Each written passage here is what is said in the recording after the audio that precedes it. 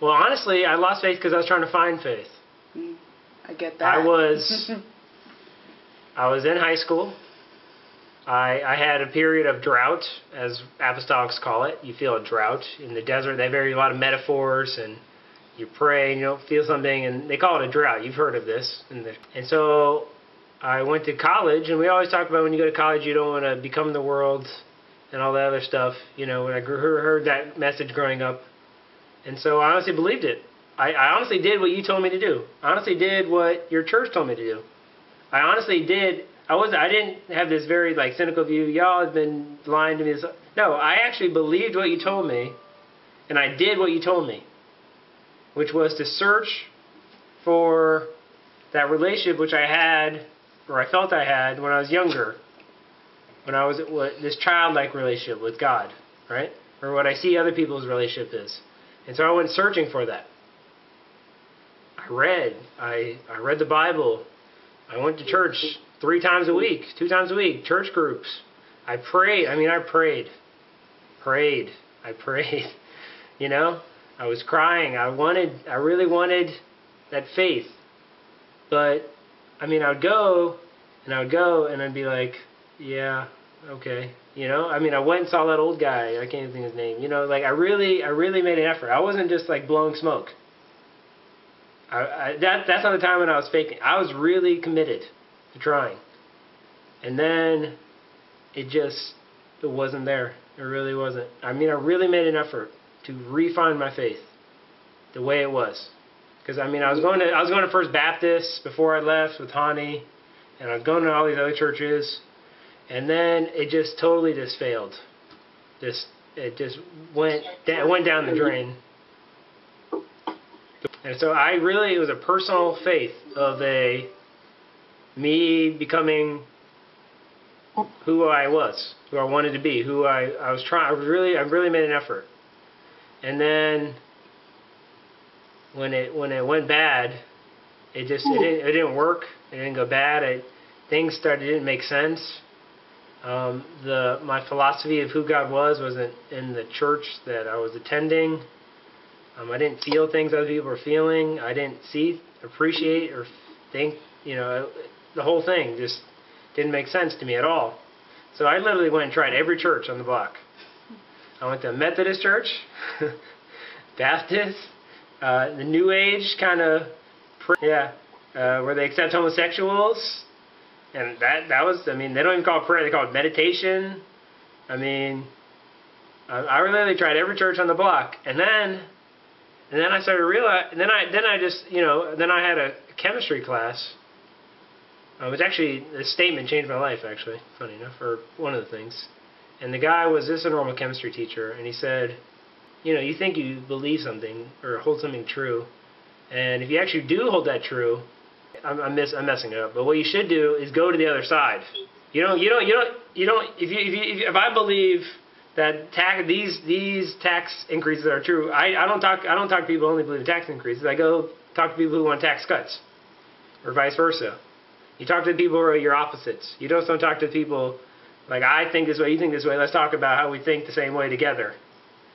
You talk to people who have different you check your opinion with somebody who's the opposite of yours. And not only was I looking for, I tried every Christian belief. I read idea. I watched Dalai Lama. I watched every religion, because I realized I'm uneducated in other religions. I tried it. I looked at every religion.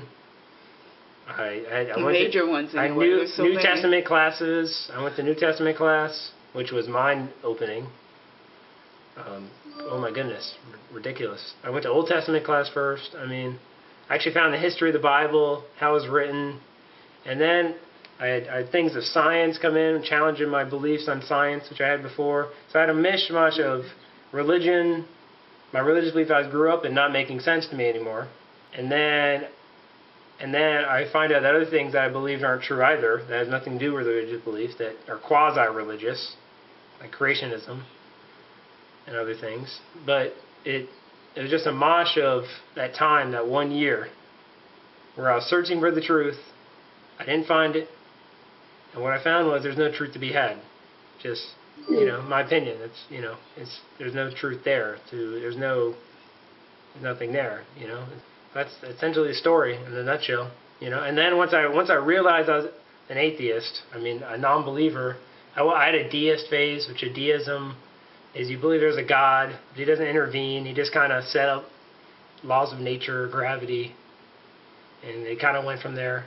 Or maybe he started the Big Bang and or whatever, whatever from there. And then eventually my deism, I started reading other books, and I thought about deism, and deism, you can't prove deism, you cannot prove deism. There might be a deist God, it could be called anything, but so eventually I just realized I don't believe really in any God, or I started thinking, what if there is no God? X would make more sense. Y would make more sense. Or I played. It was a long process of being alone and having to do it alone, because you can't talk about not lack of faith. That's not something that's not allowed to be talked about. Losing faith, gaining faith, you can talk about all day. I'm getting stronger. I'm praying. I'm reading. Losing faith. I imagine there's books, but there's not like a club for that, so, and eventually it just evolved or de-evolved, depending on how you want to look at it, to no faith, so, and honestly, and at the same time, I wasn't just looking for faith ideas. I looked at every idea I held, everything in the world, from stem cells to tax cuts to healthcare, to every issue you can think of. Economics, I read, studied, looked up. Every issue. The whole issue.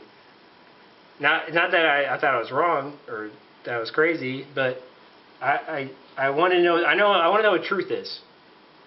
I want to know what's true. I'm okay with being wrong. I just want to know what's true.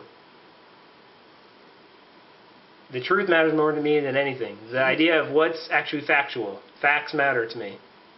I teach facts every day. You can't make a statement without actually having any evidence to back up that fact in math, in science, and other things. So, Court of law, etc. So, I live in a world of facts. You're in a world of, you can't say, you have to have your ideology based on facts, not make facts for your ideology. That's the classic Colbert joke. You have to make you make your insights based on the facts. Not you already have your insights, and you look facts to back up your insights. The Dick Cheney method. I think I should. Let me answer the same question, and then you can respond.